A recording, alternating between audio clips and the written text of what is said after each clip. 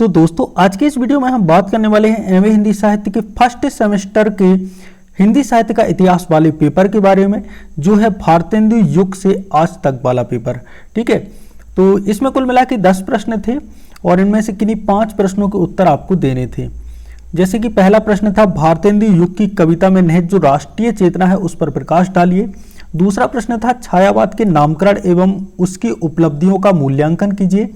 तीसरा प्रश्न था नई कविता की प्रमुख विशेषताओं का निरूपण कीजिए। और प्रसादोत्तर हिंदी नाटक की मूल प्रवृत्तियों का विवेचन कीजिए।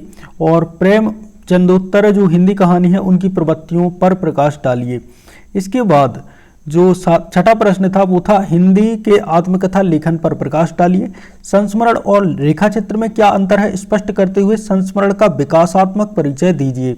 और ये सारे के सारे प्रश्न आपको कम से कम 6 से 8 पेज तो भरने ही थे, क्योंकि ये 14 नंबर के प्रश्न थे। ठीक है, और यहाँ पर हमारे 8वां प्रश्न था हिंदी आलोचना के विकास की विवेचना कीजिए।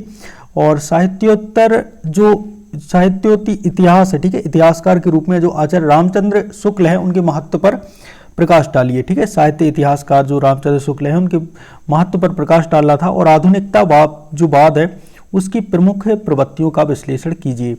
तो यहाँ पर जो हमारा एमए हिंदी साहित्य का जो फर्स्ट सेमेस्टर का पेपर है इसका जो डिस्कशन है वो होता है समाप्त। आई होप दोस्तों आपको ये वीडियो हेल्पफुल लगा होगा।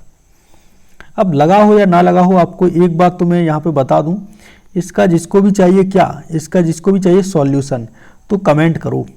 यदि 100 कमेंट हो जाती हैं तो मैं इसका सॉल्यूशन का वीडियो लाऊंगा, बहुत ही बेहतरीन तरीके से 10 के 10 प्रश्नों को बेहतरीन तरीके से सॉल्यूशन करवाऊंगा। ओके, जय श्री राम।